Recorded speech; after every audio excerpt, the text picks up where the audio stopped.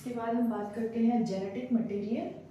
जो prokaryotic cell हैं, prokaryotic cell के जेनेटिक मटेरियल की अगर हम बात करते हैं तो हमने दो स्ट्रक्चर देखा था। जब हमने प्रोकैरियोटिक सेल का स्ट्रक्चर देखा था,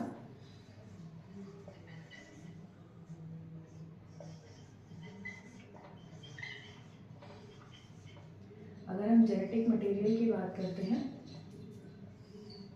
तो हमने वहाँ दो स्ट्रक्चर देखा था। कुछ इस तरीके का स्ट्रक्चर था, मैंने सेंटर में बनाया था, जिसे हमने मेन जीनोम या न्यूक्लियोइड कहा था।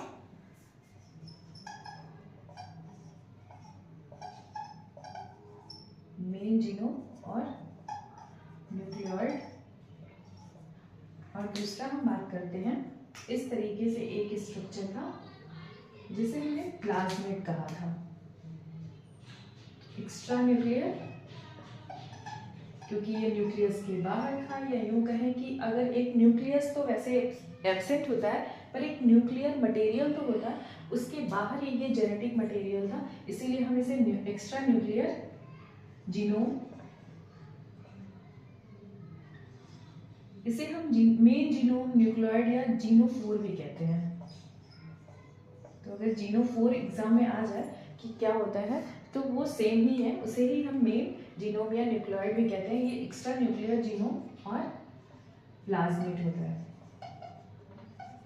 तो इस तरीके से दो जेनेटिक मटेरियल बैक्टीरिया में हमें देखने को मिलते हैं। जो मेन जीनोम या न्यूक्लियोइड होता है, इसमें डीएनए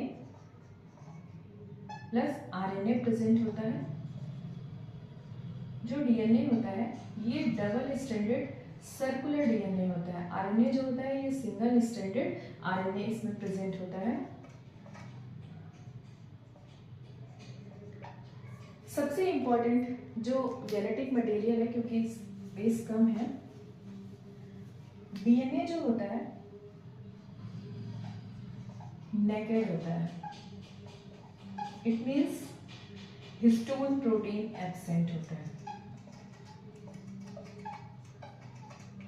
यही हिस्टोन प्रोटीन जो है वो यूकैरियोटिक सेल के डीएनए में यूकैरियोटिक सेल को रैप किए होता है, लेकिन यहाँ पे वो एब्सेंट होता है, इसीलिए हम इसे नेकेड डीएनए भी कहते हैं।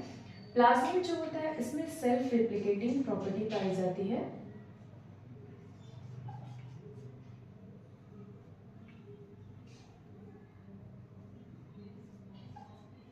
सेल्फ रिप्लिकेटिंग क्यों ऐसा है? क्योंकि इसके पास अपना खुद का ओराई प्रेजेंट होता है। जो रिप्लिकेशन